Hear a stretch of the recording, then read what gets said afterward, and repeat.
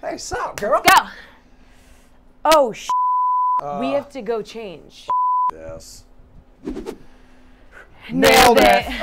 Okay, so as for this actual show, lots of NFL talk. We got some over-under, maybe who to pick up on the waiver wire. Plus, we're doing some MLB double play, and we're even talking NHL. It's all coming up on the show. We call it, what is it? The Sweat.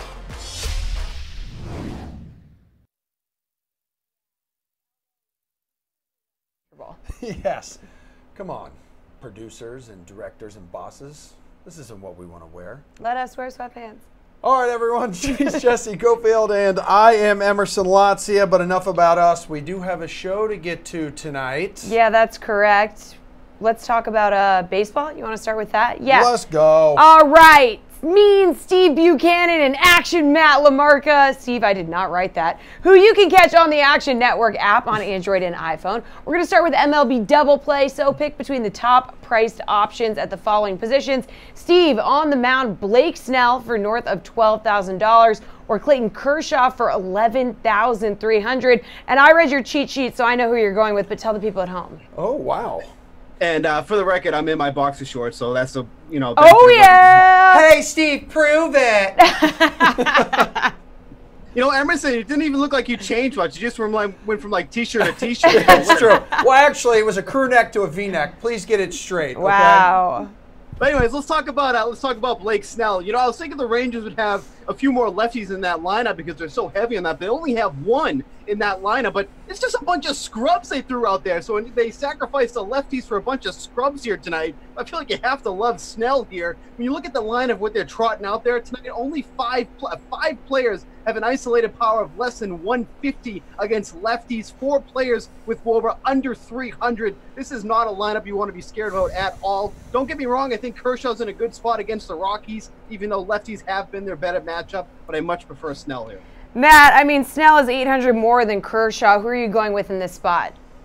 Yeah, it's Snell pretty easy for me too here. At this point in their careers, Kershaw just doesn't have that much strikeout upside anymore. And if you look at the StatCast form for both of these guys over the past 15 days, Snell has a better mark in average distance, average exit velocity, and hard hit rate against. So given that he's got the better matchup, more strikeout upside, and he's allowing softer contact, I think everything points to Snell. All right. How about a couple bros coming off big games and eligible at second base? Jose Ramirez or Javier Baez here? Action, Matt. Well, I'm tempted to pull a Bukes here and go with neither, but I will play by the rules. Give me Jose Ramirez. Both guys are on the reverse side of their batting split, but Ramirez has still been better versus left-handers than Baez has been versus right-handers. And if you look at the implied team totals, Indians are implied for 5.1 runs, Cubs just 4.3. Baez likely to be batting lower in the order than Ramirez as well. So give me Jose here. $500 difference here, Steven. Ramirez putting up 28 points in his last outing on Saturday. Baez 16 points last night against Arizona. Who you going with? You got to pick one. I will pick one because, you know, Matt says I always break the rules. I mean, you don't know me, pal. I mean, don't say I break the rules. Now, look, I think Baez draws a better matchup here. I mean, Jose Ramirez is definitely hitting better as of late, but I think the numbers support Baez in this spot. And look, he's facing a pitcher that gives up over almost 2 home runs per 9 innings, 372 WOBA against righties with a 49% hard hit rate. I think Baez is actually an easy pick here. Look, Ramirez is just too expensive. If you're going with Snell, then you get Ramirez in that lineup. I mean, you are killing the amount left for the rest of your lineup, so I'm going to take the discount and go with Baez. Big savings with Baez there. Huge, massive, enormous. All right, guys, the two gents who are going to cost you the most in the outfield tonight are Mr. Cycle Christian Yelich for $5,900 or for $100 cheaper. Big savings there, Matt. There's Mike Trout. Steve, who are you going with? Well, I mean, you're definitely not going to get these guys in your lineup if you're taking Snell. These are two massively priced guys, but Matt doesn't shop in the clearance section either, so obviously savings don't matter to him. But I like Christian Yelich. I mean, he's going up against Mike Lorenzen. He draws a start, and he struggles against lefties. 351 WOBA on the year, 52% hard hit rate, mostly out of the bullpen. I mean, Yelich is just hitting out of his mind lately. Almost 13 DK fantasy points over his last 10 games, 4 home runs in that span. The Brewers are getting a ton of guys on base in front of him, not something the Angels are doing for Mike Trout, so Yelich has to have the most upside here. What do you think, Matt? You want to save those $100 and go with Mike Trout? Well, listen, Steve, if you look like this, you wouldn't shop in the clearance department either, man. Like, it's just the way it is. Listen, everything that I know about baseball tells me that it should be Trout over Yelich. But the numbers just say Yelich is the play here. I mean, if you look at over the past month, he's averaged 14.1 DK points per game compared to just 10.4 for Trout. And again, the implied team totals, it's just a massive difference.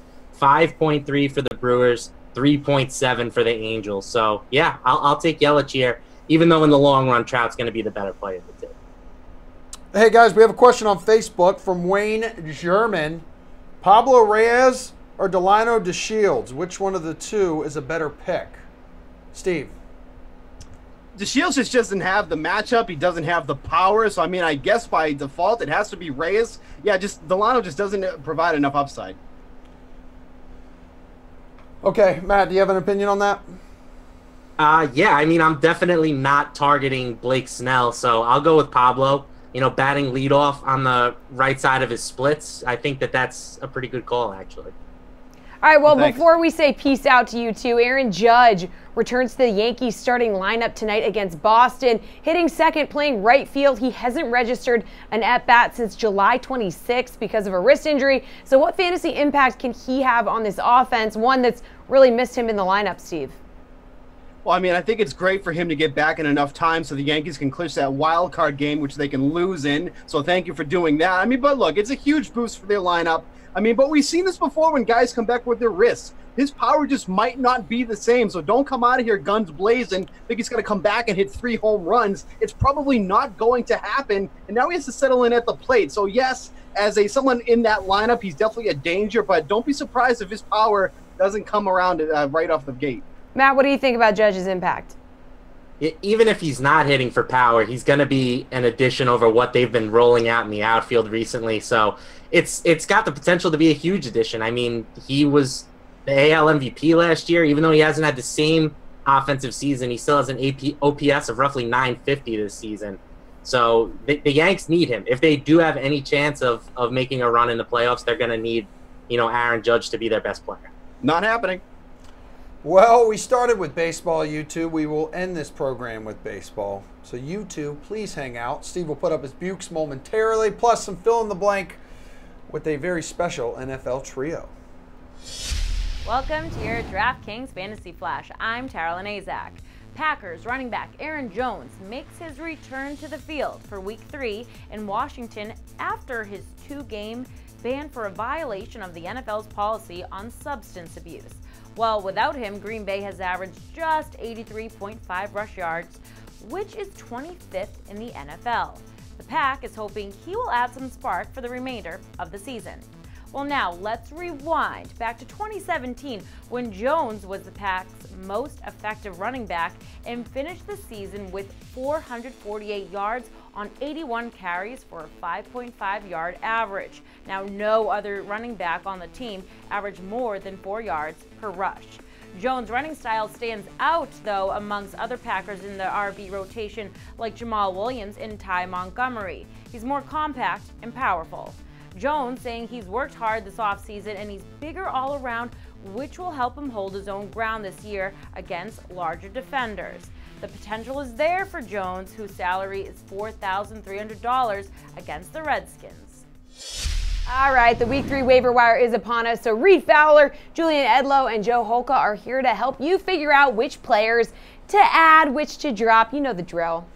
All right, my little Reed Muffin. Who are you looking at as a top waiver option at quarterback? I'm glad you dressed up for the actual show. Steve's right. A V-neck is not really dressing up at all. But dude, it's casual. My top guy is Andy Dalton. He's available in 50% of leagues. So this is for your more shallow leagues, right? He should still be there. Look, his TD to interception ratio last year was 0-4. Now it's 6-1. And so you look at this guy, 65% completion. He's throwing 4 times more than he did last year. Now with Joe Mixon out, Gio Bernard's not going to get the same amount of carries. You could slate him in for about 14 to 15 carries. You're going to need to throw the ball more. So I like to see Tyler Eifert get into the mix. You're going to see John Ross get into the mix. There's going to be a lot of passes. Bill Lazor is creating this offense around the success for Andy Dalton. So Andy Dalton would be my first one, and then Baker Mayfield in deeper leagues, super flex leagues, 2 quarterback leagues. Take a shot in this guy. Tyrod isn't necessarily the answer. The Browns need to win. So if you're in those deeper super flex leagues, take a shot at Baker. All right, Andy Dalton, $5,700 this week. Julian, who are you eyeing on the waiver wire for quarterbacks?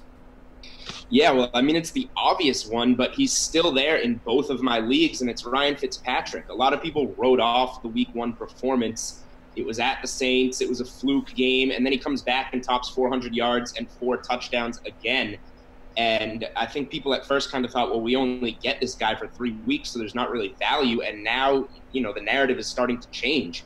The Bucs, even if they lose to the Steelers on Monday night, are still going to be 2-1 with this guy, and they're probably going to have to keep riding this hand even when Jameis Winston comes back. But even if this is still just short term, the matchup with the Steelers on Monday Night Football could not be any better. Patrick Mahomes tossed 6 touchdowns on them. The Steelers falling apart. So I would pay up for Ryan Fitzpatrick and use a pretty high waiver position on him this week. We need more of those Ryan Fitzpatrick post-game press conferences as well. Fitz magic. Lots of swag, lots of swag. What about you, Joseph? Any quarterbacks you like on the waiver wire? Yeah, I was actually pretty surprised to see that Blake Bortles is available in quite a few leagues out there. That lingering hamstring injury for Fournette, I think they're just going to give him the keys a little bit more as far as opening up the offense. We saw his rushing upside. We've seen that before. Bortles is just one of those guys. He's like a pretty decent fantasy quarterback at times. So he's not like the best real-life quarterback, if that's possible. So I think he's probably more of a QB2 type option, but you could stream him in decent situations like this week against Tennessee. Could be a decent floor option for you, if anything else. Yeah, it's called garbage time for the most part, except this past week when Bortles looked like Tom Brady and Tom Brady looked like the old Bortles. Honestly, Joe, you got to be careful talking about the boat in front of Emerson. As we know, he is an absolute homer. Oh, my God, it is so hot in here. Yeah, you need to stop. Julian, please talk to me about running back options.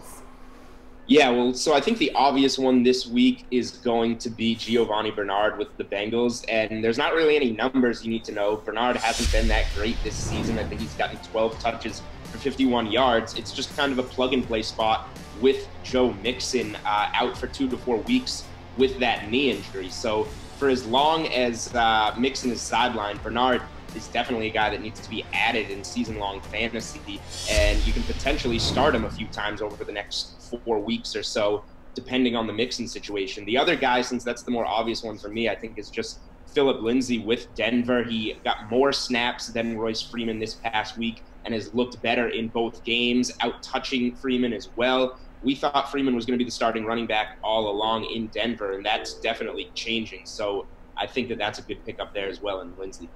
Yeah, Antonio Lester on Facebook really wants to know about these running back options. So, Joe, what do you think? Yeah, a couple guys. One that popped up for sure is Rashad Penny. Pete Carroll just did a lot of talking up Chris Carson a ton of the offseason, and we just haven't seen that translate into like a huge role that's really split outside of this committee. So I just think that Rashad Penny, he out-touched Chris Carson 10-6 on Monday night. I mean, it's not a great stat line that he had, but I think he's still worth kind of a bench stash if Carson ends up kind of going the other way as far as his usage. The other guy that excites me a little bit more is Corey Clement. It remains to be seen what happens with Darren Sproles, but that pass catching role for Philly is extremely valuable, as we've seen in the past, because they don't have a lot of valuable options right now outside of that. So I just think that Clement could continue to be used in the passing game. Even when Ajayi returned in the game last week, he still saw just six carries. So I still think that Clement is still going to take over a decent spot of that backfield, and he's probably the most talented guy there is in the backfield. Yeah, he'll cost you $4,300. Reed, who you eyeing at RB? Yeah, really quick, just to add, like all of those guys that the guys are mentioning, but Aaron Jones, the Green Bay guy or the Green Bay running back who was suspended for the first 2 games, is available in 55% of leagues. Some people have potentially drafted him and waited on that, but Jamal Williams has only gotten you 14 total PPR points in the first 2 games. He hasn't really proven that he deserves a lion's share. And look at those games that Aaron Jones was in last year, where he really showed on potentially 14 to 15 snaps, maybe 30 to 40% or 30 to 40% of the snaps on 14 to 15 carries. He can really get you PPR. He can get you touchdown upside. We've seen him go off for big runs. He is not Alvin Kamara. but he's Alvin Kamara-esque, where he has that speed and he has the ability to catch the ball. So if he's still out there and people have forgotten about him because of his suspension, go nab him up, because he could easily be the starting running back in this Green Bay backfield come later in the season. Hey, Joe, wide receivers you're interested in on the waiver wire. Give it to me. Yeah, I hate to go back to Jacksonville again, but it's Keelan okay. Cole is It's still, all right. Have at it. Yeah. Have at it, bud. Keelan Cole is still available in too many leagues, What? in my opinion. I think it might change a little bit after that catch he made this past week, but just in a couple of leagues I'm in, it's insane that he is still out there in a few of them. So maybe in some deeper leagues, he won't be available, obviously. But yeah, I think you take a look at him. I think he's probably the most talented wide receiver in that group, especially since Dede scored this past week. Keep an eye on him. And then Geronimo Allison, anytime you can kind of get a weapon for Aaron Rodgers, I think it makes a ton of sense. Even when Aaron Jones returns this week, it's not like Aaron Rodgers isn't going to throw a ton of pass attempts. So, I mean, there's not a ton of offenses where we can really target like the third and fourth options for a team, but I definitely think it's valuable in an Aaron Rodgers offense. And he's just going to pass to the guy that's open. So there's a lot of times where, like we saw last week, Rhodes was kind of following Devontae Adams around a decent amount. I think that anytime that there's some really tough matchups on the outside, that Allison's just going to eat in the slot. Reed, who tickles your fancy? Jacksonville doesn't, but I do like Joe's picks. Yeah, of course. Quincy Enunwa is a guy who's really shaping up to be a solid wide receiver too as a floor. I mean, this guy has been peppered with 10.5 targets over his first 2 games.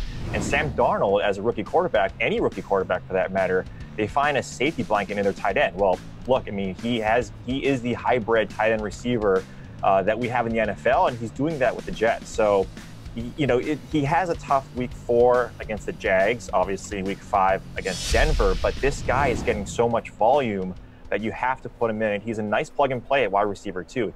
Deeper leagues, Dante Pettis is someone that I'm looking in. I know we talked about him a little bit on the show last week as a potential DFS flyer.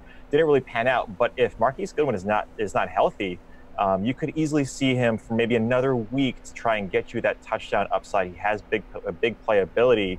He's probably available in 90% of leagues. Again, that's more for deeper leagues. Look, if Josh Gordon, if he's out there, obviously you nab him, so it really matters what type of league you're in. But for the most case, go with Quincy Enunwa. One of us standing here has Josh Gordon on her team. It's me. It's me. She I just have discovered Josh that today. Gordon. Whoa, let's go. All right. Great options, great choices there from Reed and Joe. So, Julian, can you help the people out at home who are digging through the waiver wire here for wide receiver? Yeah, I mean, I think just Keelan Cole, Dede Westbrook, Dante Moncrief, all those guys, right, Emerson? Keep it going. Keep it going. No, I'm going to look at the Ravens here and talk about John Brown, who's unowned in like 3/4 of fantasy football leagues somehow and has been better than Michael Crabtree so far. Joe Flacco has not been elite, but he's been pretty solid through 2 games. I think he has 5 touchdown passes. 2 of them have gone to John Brown. He's caught just 7 of 14 targets, but they've gone for 136 yards. So if John Brown can get even a little bit more on the same page with Joe Flacco, I think this duo can only get better. So he's had a lot of upside so far. And then for the other one, we want to talk about the Josh Gordon deal going to New England. Let's not forget about the Cleveland side of these things and Antonio Callaway, who was plugged right into that wide receiver 2 role for the Browns. He went for 81 yards and a touchdown against the Saints in his first game in the starting lineup. He's a guy with a ton of upside, probably would have been a first-round pick if not for his off-the-field issues in this last draft. He slid to the 4th round. He's going to be a lot more involved with the Browns the rest of the way out here. All right, thanks for the waiver wire advice, guys. Just in case you didn't get enough knowledge, though, from these gents, we got some more from Pat Mayo right now. Heading into week 3, I put Gio Bernard at number 1 because it looks like he's going to get at least 2 games. They're tougher matchups against Carolina, against Atlanta, but we just saw Tevin Coleman succeed against the Panthers and their stout run defense. So it just seems like in a situation where they had to deal with with a passing attack from the Falcons, that it looks like week 1 against the Cowboys couldn't pass, so they could commit everything to shutting down Zeke. Last week against Tevin Coleman, they couldn't just account for Coleman. So I think that Bernard's going to be somewhat the same way because the Bengals passing attack has actually looked quite good. Bernard's going to get all the touches. Basically, he's probably going to play like 75, 80% of the snaps. I don't know if I would use a number one waiver priority on him if I needed that. And I needed the running back help. I wouldn't spend like all my fab because as soon as Mixon comes back, Gio Bernard is gone. But you might be able to get 2, potentially 3 or 4 weeks of a fringy running back one, especially in PPR formats, just off the waiver wire if he's not unowned. And he's available in like 61% of leagues. So I'm for it. I would use a number one waiver priority on him. I would too, especially because if nothing else, you don't necessarily even need running back help. Somebody needs it. I mean, we've had a lot of running backs so far already get hurt or already missing time. Or I know you talked about him before with LaShawn McCoy when he's going to play through the ribs, although that report's already been disputed a little bit there. So the fact is that you need running back help already. Somebody out there is going to need running back help already, even if you have the depth. You turn it into a trade chip. You got at least an RB2 for this time being. There's a lot of ways this is spin. You could have a setback too, and all of a sudden you have a running back two for more than just 2 or 3 weeks. So next on the list, that would be let's play this game. Number one waiver priority game. Last week there was actually nobody. I think that's the conclusion that we came to. Even with the TJ Yeldon stuff, like you're not burning a number one waiver priority on TJ Yeldon just to have him for 1 week and then Fournette comes back. This week I'm good with Gio. Would you spend a number one waiver priority on Breida, Phillip Lindsay, or Phillip Lindsay? Either one of those two. No, that's it. That's the only two. Well, I have Latavius Murray at number 4 as a hedge against Cook if he doesn't play, but I wouldn't spend a number one on him, and no one would. No, I wouldn't either. And I understand that's a hedge if like Cook doesn't play, which is why there's guys behind him that I would prefer to pick up. I think that Cook is going to be fine, but obviously there's a chance that he's not. But number one, maybe Breida, just because, the offense and how everything's worked. And it's not just a big play. I mean, you take that away, Breida's looked better in that backfield. There's a chance. It's too big. It was 2 big plays yesterday for Breida. And even when we look at the snap share, Alfred Morris still played 48% of the snaps. Breida was 41%. Like, Alpha's still out there. That's still a legitimate timeshare. That's where I was going, and I said he's looked better back there. I know you jump all over me for that, but the fact is Matt Breida is better for that offense, and I could see those snap counts swinging into his direction. I don't think it's necessarily going to be like, hey, let's just keep using Alfred Morris if Breida's more effective. I don't know. Like, if I'm running back needy, I'm going with Breida. Look, you can't wait around and say, well, hopefully somebody else, like, let's go back to David Johnson. Nobody owns Chase Edmonds. Maybe David Johnson's going to get hurt and I could go pick up Chase Edmonds. Well, first of all, Chase Edmonds should be owned right now anyway, but you got to go down that road and say, how long are you going to wait for help? Like, you got to keep waiting and saving that. If you need running back help, you need running back help. So I could see blowing it on Breida. I could see it Lindsay in a PPR because he is Danny Woodhead. And, funnily enough, yesterday, somebody thought calling him Danny Woodhead was like a smack in the face. Like, that's actually a compliment. Danny Woodhead, 3-time top 10 PPR running back? The final leg of the FedEx Cup Playoffs kicks off on Thursday, and we've got Action Network's Drew Stoltz and DK Live's Jeff Ulrich here to preview it all. For your information, you can catch Drew on the Action Network app, available now on Androids and iPhones. Wow. We're playing fill in the blank here, so finish these statements that we will be spitting off at the end of the tournament. Start us off here, Jeff. Tiger Woods must feel blank after the Tour Championship. Must feel fantastic. Yeah. The guy just played an entire year without an injury. He must feel great. Seriously, even if he doesn't win this week, which I don't think he's going to, how good must Tiger Woods feel after the 2018 season? He just about won a couple majors, hasn't been in trouble with the law, no back surgery to go off to, and now he can just lift weights and hit balls all season. He's going to feel great, Jesse. He can feel 30th, and he'll be feeling fantastic. I think he's going to be top 10, though. Switch to Bermuda grass, East Lake, blah, blah, blah. He's got a good course history, but he's going to feel good either way. Big Cat feeling good. He's all right, back. Drew. Tiger Woods must feel blank after the Tour Championship. Please fill in that blank. I think Tiger Woods will feel rich. That has nothing to do with the Tour Championship, but that's how I would feel if I was Tiger Woods. Yeah. But no, honestly, there's a lot of ways you could go with this, but the word I chose was vindicated. I think after what he's been through the last year or so, you rewind a year ago right now, we didn't know if Tiger Woods would ever play golf again in his career. Honestly, after he went through that last surgery, I really had my doubts as to whether or not he'd show up, and if he did, I really had no clue that he would perform at the level that he did this year. So, going from 1,199 in the world golf rankings to, I believe, 26th right now, in 1 year coming back off of those surgeries. I think he's got to feel vindicated in all the hard work that he's done. And to even be back at Eastlake this year is pretty remarkable. I don't think anyone would have realistically expected that at the beginning of the year. How about this, Drew? The one thing I did not see coming this weekend was blank.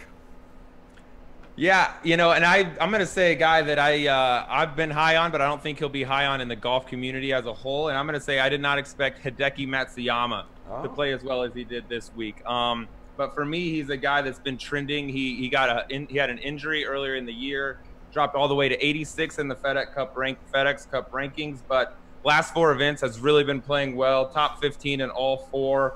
And only 2 rounds in the 70s in those last 16 rounds. So still under the radar a little bit, but when he's healthy, he's a top 5 type of talent.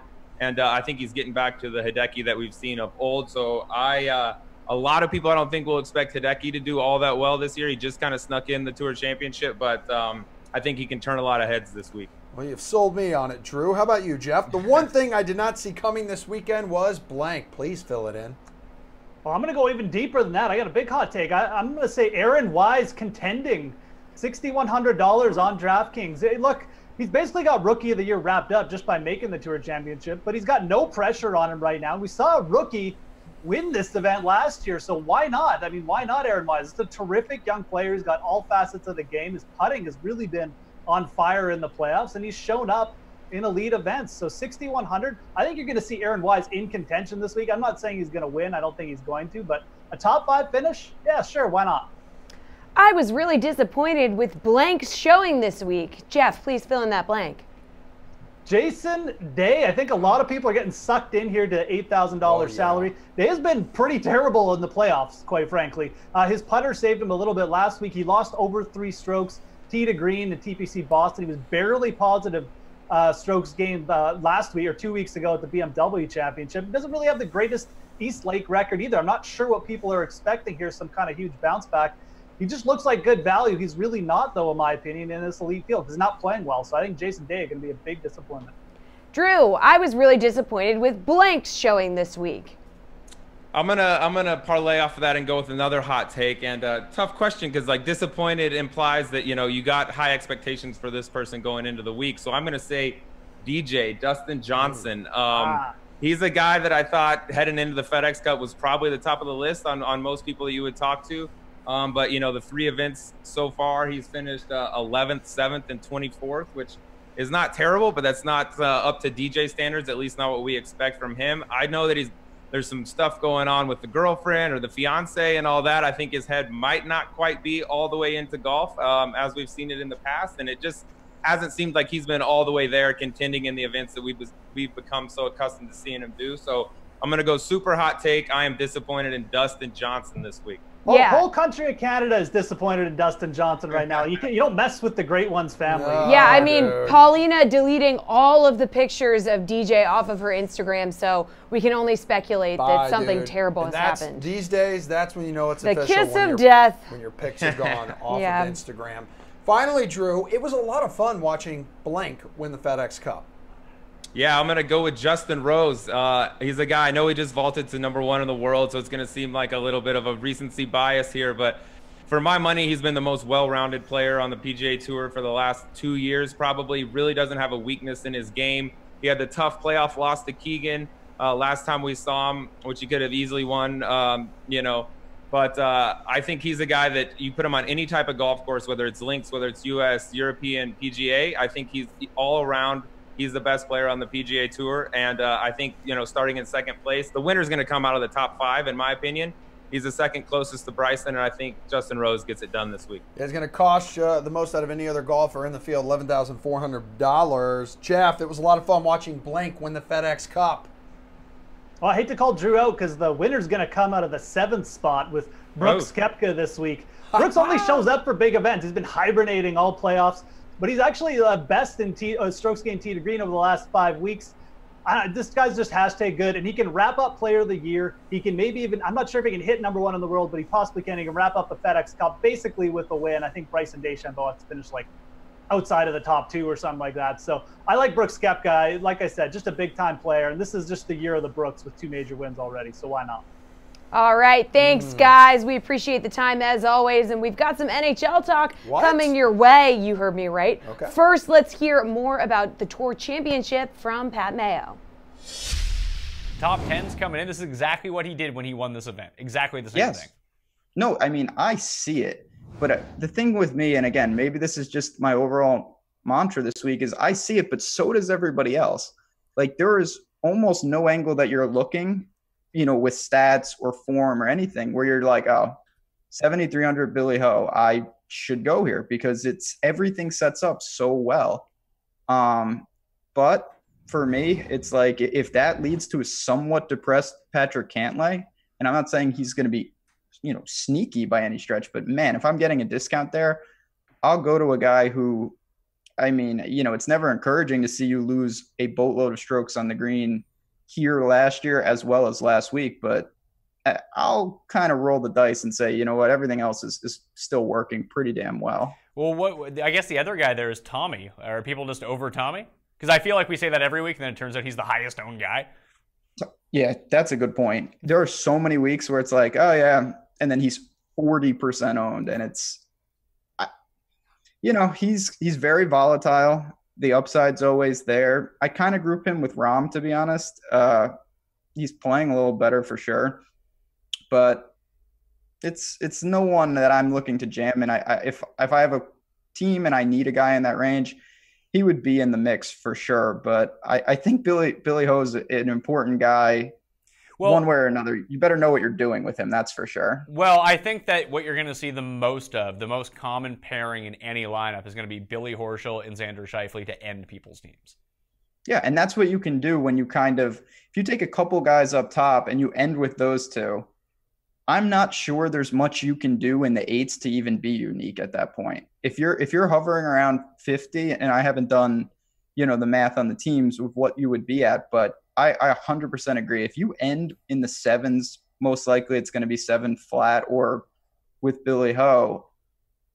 I'm not sure. You better have a weird build because you're going to be in probably some trouble in the dupe range. Yeah, well, I mean, if you're going to end your team, and whether you play Billy Horschel or whether you play Xander Schauffele or you play them together, that has to be one of those lineups where you leave like $1,500 on the table. Yeah, I don't see any other unless you find a weird combo, but it's really tough to do. Yeah, you would basically have to start your team Ricky, Hideki, play Rahm, play Xander, play Horschel, and find some other guy that's not super Brooks potentially. If that, I don't even know. Brooks. If that, I don't know if that works out, but then you would still have to leave like $700 on the table for that even to potentially not be duped. All right, it's hard to believe it, folks, but hockey is back. Yes! Or at least exhibition hockey. DK Live editor Ben Zwyman is here to help us get our skates back under us. Ben, what was your pump-up music before this hit? A rumor has it you're a big Wu-Tang guy. I dabble a little bit in the Wu-Tang, yeah, but I'm definitely more excited for NHL to be back. Yeah, Ben, let's get down to business. Help us with strategy here. Looking at this 8-game NHL preseason slate, what's the first thing people should look for when trying to put together a team? Well, I mean, first of all, you're not really going to get as much information as the regular season. So the key to preseason lineups is following on Twitter, going to the team accounts. That's where you're going to get a lot of the lines for tonight. You're going to get the D pairings. And the big thing is the goalies, because in preseason, a lot of the times, starting goalies aren't even going to play. If they are going to play, it's going to be for a period or two. So obviously you want the guy that's going to play the most, that has the most opportunity for saves. So a lot of cases you're going to want to check out the Twitter accounts. The coaches will talk about it. For instance, tonight you have the Canucks. They've already confirmed that Anders Nielsen is going to be starting and he's going to play the entire game. He's at 7,200 against the Oilers. So right off the bat, that's somewhere I would start if I were looking at lineups. Benjamin, is there something that you find important during the regular season, but that doesn't really matter in the preseason, you know, like besides wins? Well, like I said, goalies is a big one. You're not going to get the starters. You're not going to get them playing the whole game. Another thing, matchups, right? Like, you're going to get completely different players night in and night out. A lot of these players are guys that are battling for roster spots, so they aren't necessarily regular guys. So if you're looking at a matchup that may look tough on paper, for instance, tonight I believe the Canes are playing the Tampa Bay Lightning, Lightning usually a tough opponent, but they're not going to have all their players. So obviously, you sort of can't really look at matchups. Coaches aren't line matching. They're not really getting the veteran guys going. So a lot of those guys are, old. They've been through preseason before. They're not really looking forward to it. They could be dogging out there. I don't know. But that's definitely something to consider is the matchups. Tampa Bay might have the old guys out there, might not be quick as lightning. Finally, how do the rookies or prospects factor into your preseason decision making? You just said they might not be playing a lot of those younger guys. It might be the vets out there. Actually, it's the opposite in most cases. The vets aren't really. The vets are going to be sitting, like for instance tonight. Penguins, no Crosby, no Malkin, no Phil Kessel. What am I like? Why is anyone even watching? Yeah. Do they even have a team? Side, you have the Sabres, Jack Eichel, Jeff Skinner on the top line tonight. Casey Mittelstadt, he's been pretty well touted prospect at center. He's going to be centering that second line. A big name, Rasmus Dahlin, the #1 overall pick from this past draft. From Sweden. He's making his preseason debut. He's 5,000. I really like the Sabres tonight against the Penguins. The Penguins are rolling out a lineup that really, it's pretty shaky. So the prospects definitely factor in a fair amount. Those are the guys that are battling for roster spots. Those are the guys that are playing for something. A couple of guys, Oilers, Jesse Puljujarvi's up there, Kyler Yamamoto, Andrei Svechnikov on the Canes, #2 overall pick from this past draft. Just a couple of guys to look out for tonight. So definitely a good time to take a chance maybe on one of those rookies. Ooh. Oh, yeah, 100%. Hey, Ben, what's your Twitter handle so everyone at home can follow you for all these updates? You can find me at the Slate Breaker. Yeah, nice. you are, Ben. Yeah, I just you want are. to hear you say it. Thanks, Ben. We're going to keep checking in with you as we count down to the regular season puck drop. As for now, we're back with RotoWire's Jordan Cooper to talk about Champions League soccer. Yeah, my man. It's day 2 of group play, Jordan. Who's your top pick at forward? Well, tomorrow's slate is headlined by a bunch of heavy hitters. We got 3 very big favorites. The top price guy on the slate is Cristiano Ronaldo, but actually Juventus is the 5th biggest favorite on the slate, so they're not even like the headliner. And you also got Gareth Bale from Real Madrid, 9,900. You've got Lewandowski, 9,200, Bayern Munich. But as we see with these midweek matches, when teams do have games on the weekend, they will rotate a bunch. That's why it's very key to make sure you check the starting 11s an hour before kickoff. And with Aguero coming off early this past weekend for Man City, it's quite possible that Gabriel Jesus starts in his place. And Aguero's 10-1, and Jesus is 8,000. And whoever starts is going to have the highest anytime goal scoring odds. So if you want to save 2,100 and as well as 1,900 or 1,200 over the other forward options, I think for GPPs and maybe possibly even cash contests, going with Gabriel Jesus, if starting, would be the top play at forward. Now, what about in the midfield? Who's your pick for tomorrow's 6-game slate?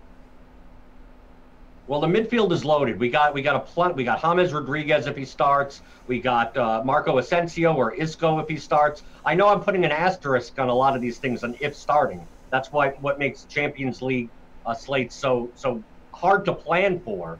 But I know that you're going to need a salary saver. You're going to need a stocking stuffer in order to fit these high-priced guys in your lineup. And I think the best place to look for is in the Czech Republic. Victoria Plzeň versus CSKA Moscow. I know it's not the highlight of the slate, but it's the most even matchup here. CSKA Moscow is out 7 players, so they're going to have a lot of cheap guys in their lineup. And my favorite is the Everton loanee, Nikola Vlasic, who's also forward eligible as well as midfield. And for 4,100, being on a majority of their set pieces, as long as Alan Zagoev is not in the lineup, but he's good at 4,900. But either of those two, they'll give you the ability to then pay up at all the other spots in your lineup. All right, so let's go back a little further here. Who do you like on defense? Well, we got 2 high-priced defenders that I think maybe you should try to be able to jam both of them into your lineup. One is on Real Madrid, and that's Marcelo for 6,000. But the even better matchup is against Benfica, and that's Bayern playing there, and Joshua Kimmich, 6,700. For him not to get double-digit crosses in a game is a rarity. Combined with his share of set piece duty on Bayern, you don't have a higher floor at defense than Kimmich, and putting up a 10, 12-point floor game, as well as the assist upside for him, I think you should just lock into your lineups, especially in cash contests. All right, finally, who gets the nod at goalkeeper? Well, the theme is trying to find value in order to shove in all the high-priced talent that you want. And one of the popular strategies in DFS soccer is to go down at goalkeeper, and you're looking for three key things. One, a goalkeeper that's playing at home, a goalkeeper that is an underdog, so they're going to face a lot of shots to save, and as well as not being against any of your goal-scoring attackers. And the person that fits it best, if you're not going to play Cristiano Ronaldo, is going to be on Valencia, and that's Neto. And for 4,100, if you're not going to play any Juventus players, he has plenty of opportunity to save a lot of Ronaldo shots. And if you want to go down narrative street, hashtag, Neto was Buffon's understudy for 3 years at Juventus, and now he's at Valencia. So this is kind of a revenge game. So he may be motivated for this match. Love a revenge narrative. We all do, Jesse. Thanks, Jordan. Love a little footy talk. Stick with us, guys. We are talking American football on the other side of this break. Hey, I'm Carolyn Azak, and it's your DraftKings Fantasy Flash. Buccaneers wide receiver Deshaun Jackson saying that you can't take quarterback Ryan Fitzpatrick out of the lineup as he has been on fire. The Bucs are rallying behind him, playing lights-out football, and you have to honor it. Fitzpatrick has thrown for more than 400 yards in consecutive games and currently leads the league in yards passing and is playing a big role in the Bucs offense, averaging 39.6 fantasy points per game. You can't blame Jackson for backing Fitzpatrick as he has helped the receiver record consecutive 100 yards receiving games and averaging 30.25 fantasy points per game. So, is Fitzpatrick going to continue to light up the field when Jameis Winston returns from suspension?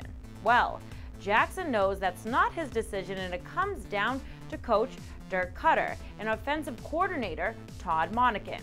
Well, it could turn out to be a difficult one if Fitzpatrick puts on another noteworthy offensive performance. You can roster Fitzpatrick at $6,000 for this week's matchup against the Steelers. By the way, it's good to have Tara Lynn part of the team now. Yeah, love it. Love those fantasy flashes. Welcome to DraftKings, young lady. Hello again to Reed Fowler, Julian Edlow, and the Action Network's Joe Holka, a.k.a. tonight's football panel. Let's talk some over-under goodness, boys. Eagles quarterback Carson Wentz, he'll be making his season debut against the Colts on Sunday. So over or under 21 fantasy points, Reed? I'm going to say under by just a little. I know it's a little pessimistic. I think it's exciting, right, to get Wentz, who stormed us all last year with his touchdowns and just being extremely efficient in this Philly offense. But this Philly offense is a little different than last year in terms of the injuries that the Eagles have faced, right? Ajayi's, again, been, I think, reported out already, or he's pretty close to not practicing at all this week. You have Sproles out, you have Jeffrey out, so there's a lot of question marks. I know that you have Ertz and Aguilar there, and Carson Wentz will be able to throw a lot. Indy gives up quite a bit in terms of completions, the 6th most this year, but they're really good against the quarterback so far, only giving up about 15 DK fantasy points. So I'm going to say under by just a little. Joe, what do you think? Over under 21 fantasy points. I think he's probably rearing to get out there. Yeah. Yeah, I mean, I kind of agree with Reed, actually. I'm going to go under, but slightly under as well. Yeah, it's exciting first start. Peterson's also said that he's not going to have any limitations, which is really nice. Yeah, I mean, if he gets anything close to back to what his 2017 form was, I think he's probably a top 5 option at the position. But it's just a tough week with how banged up like their skill positions are. Like, they're going to probably get Alshon Jeffrey back, which I'm not sure is he's anywhere near what he used to be as a player. And without Mike Wallace as a deep threat, it's just not going to open anything up down the field. Another thing I'm really concerned about is Indy was 24th in neutral pace over the last 2 weeks. So they could try and slow down the game a little bit. And if kind of game script gets out of hand for Wentz, he's just not going to need to throw a ton of passes. I don't think they're going to run a ton of plays. Julian, not enough targets for Wentz to get to 21 fantasy points? Yeah, I would love to disagree with the guys here, but this is obviously more of a long-term value. Wentz is obviously going to be in spots down the road where we can roster him. He'll have more healthy targets around him, and he'll be more healthy himself. But for all the reasons these guys said, I think he's going to be under here as well. Not to mention in this matchup against the Colts, which seems like a good matchup, Andy Dalton had about 17, 18 DK points in week 1. Alex Smith followed that up with 13 DK points against them in week 2. So it's not like we've seen a quarterback absolutely go off again in this matchup anyway. So I'm taking the under here. Julian, everything is wrong with the Arizona Cardinals right now. Running back David Johnson is MIA. 18 fantasy points against the Bears. Are you brave enough to take the over? I would like to, and I think you're not. The only thing that I like about the Arizona Cardinals right now is David Johnson's salary dipping all the way down to 7,200. Obviously, that doesn't really relate when we're just talking straight up fantasy points, but he's got to break out at some point, get a decent week 1. The game script was completely against him last week in the 34-0 loss to the Cardinals, so why the heck are you going to be running the ball anyway? I would like to see him more involved in the passing game. He's taken a big step back there with Bruce Arians gone, but the coaching staff has talked about getting him more involved there, so I think this could be the week that they try and really force it to David Johnson, and his salary comes in at a place where we can take that risk. Yeah, they didn't even get him involved in the passing game this past Sunday. Just 6.1 points in a shutout loss to the Rams. So how about you, Reed? You want to take the over 18 points here? Yeah, I think you have to here. I mean, the things that are working against him, right? Like Chicago is a really good defense. They're coming off a short week, so you have that kind of going in your favor, but they're the best against opposing running backs, only allowing 10.5 DK fantasy points. But if you look at David Johnson, Julian hit on it. I think you have to get him involved. It's no secret, right? Like, I don't know how McCoy still has a job in this league. You have one of the best dual threat running backs at your disposal. Larry Fitzgerald is a little banged up. You're going to have to pepper this guy with a ton of targets, a ton of attempts. And if you lose, at least you lose with your best guys. You get six catches, 60 yards, and a touchdown. That gets you to that 18-point mark. That's not out of the realm for DJ. I know he's been putrid for the first 2 weeks, but you've got to go to him. So I'm going to stay over here. Definitely putrid. You can see it in the salary. I know Julian referenced it earlier. Started at $8,800 week 1, $8,200 week 2, and now $7,200, $1,000 less. So Joe, you think he has an opportunity here, a chance to break 18 fantasy points against the Bears and Khalil Mack? You're really going to go to the Cardinals fan and expect me not to go over? Obviously, I'll break the tie in that way. I actually think the biggest thing that Reed just said about Larry Fitzgerald is the thing we need to focus on here, because if he's not able to play, that just opens up a ton more volume in the passing game. And it's no secret, he was just being used as a receiver completely differently until this season. If they just watch any tape from what was getting DJ going historically, it's his usage in the passing game. So I just feel like this pass rush for the Bears, there's just not going to be a lot of time for receivers to get downfield. If they have any sort of brain, they'll just keep dumping passes off to DJ and move the ball that way. All right, so no Jaguars, the subject for me, and then no Cardinals for him. Sorry, buddy. All right, well, what about Cincinnati? AJ Green, over or under 15 fantasy points against the Panthers. Joe, he obviously had a massive game on Thursday. Yeah, and now he gets a spot that we were excited about for Julio Jones last week. It's just the defensive backs for the Carolina. Just it's not pretty, honestly. PFF graded their #1 corner as 77th among 85 qualified defensive backs in 2017.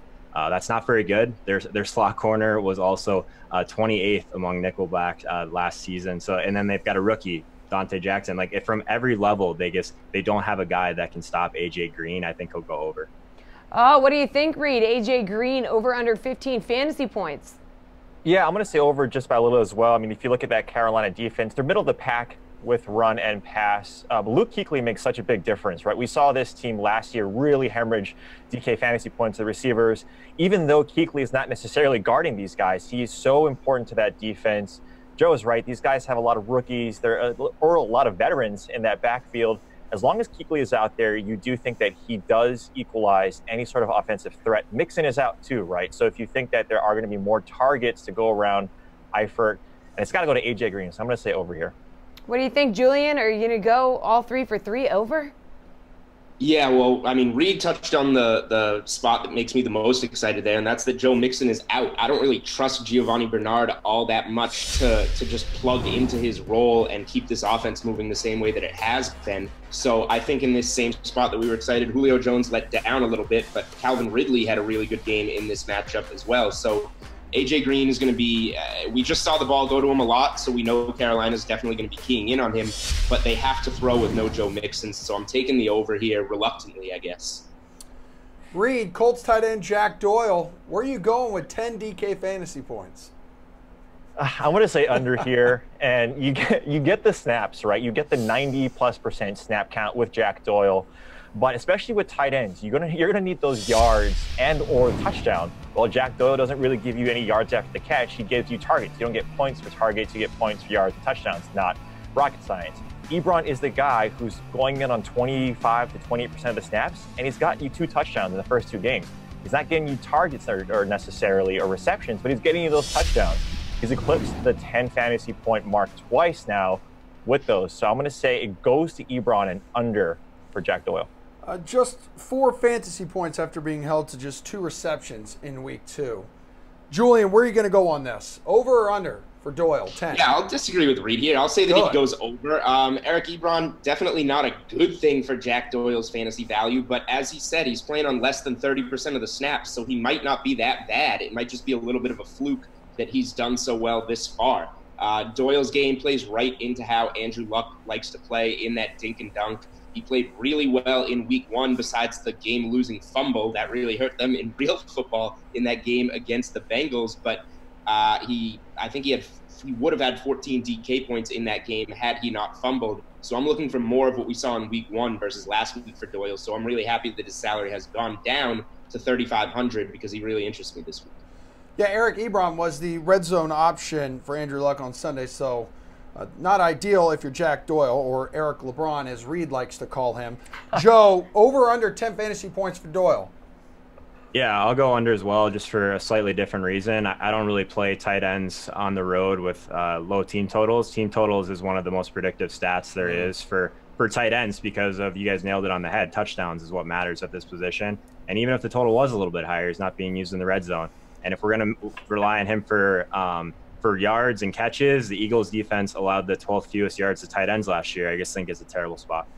Good stuff, Joe. That's why we like you, man. Bring numbers to the table. You back up all your arguments. It's wonderful. You don't just say stuff. Yeah. Okay, Emerson, relax. But thank you, football gang. So we're going to transition here to our final segment. Julian.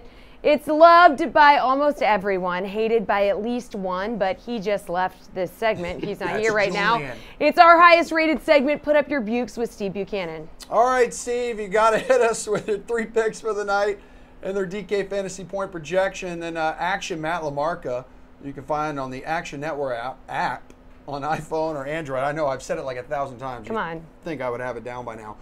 He's going to weigh in on your choices. So who's your first Buke, Steve? Well, at least this segment's better than Julian's internet connection, so there's that. Oh!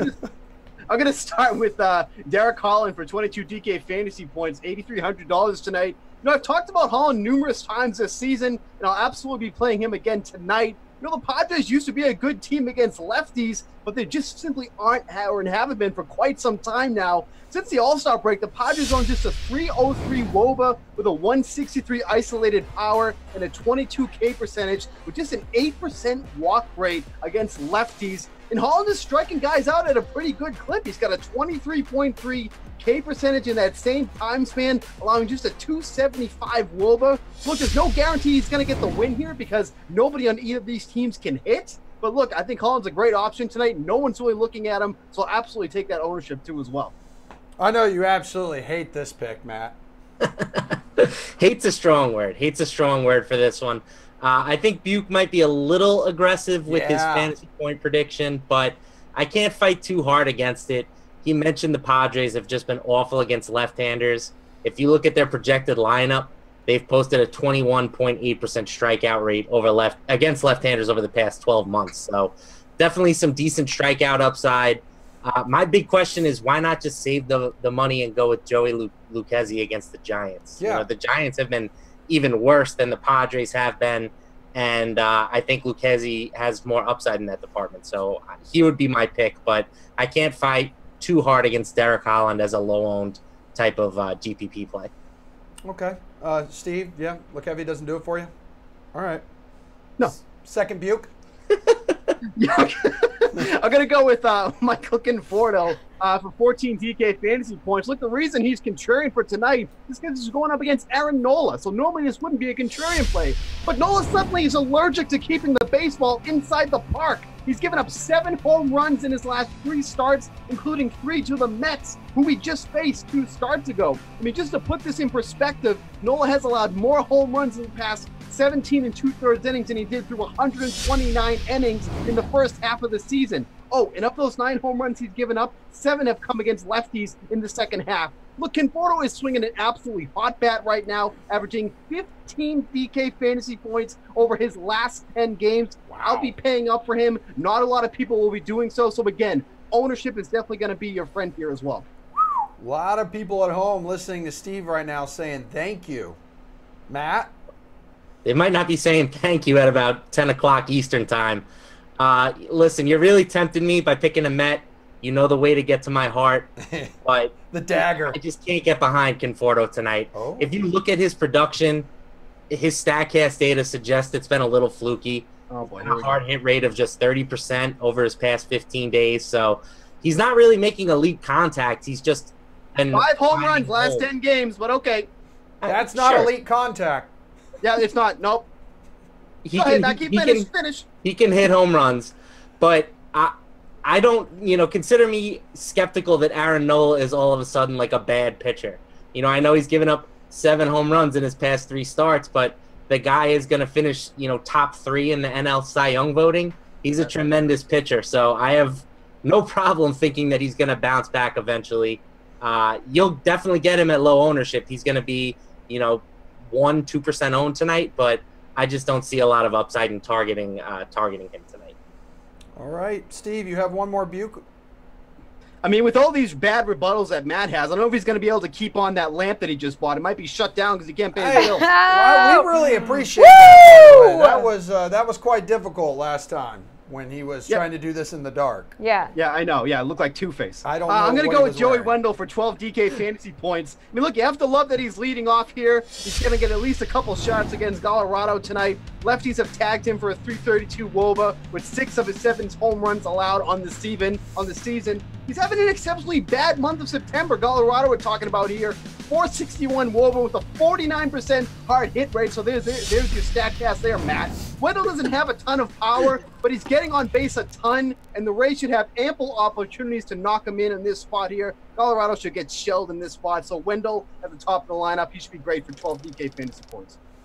Mr. Wendell, how do you feel about this selection, Matt? Please be honest. Yeah, way to go out on a limb here, Steve. 12 DK points. That's what we're predicting these days. 12. Oh my All right, so gosh. give me a prediction. Come on, dude. Yeah, dude, that's listen, bad, Steve. This is the not a good look for you. The Rays are the team.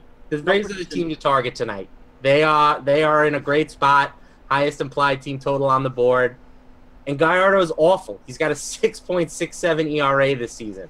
I like Wendell a lot. I'm not going to lie. I can't disagree with that take. I think that if I was targeting the Rays, he would be 5th on my board. I really like G-Man Choi.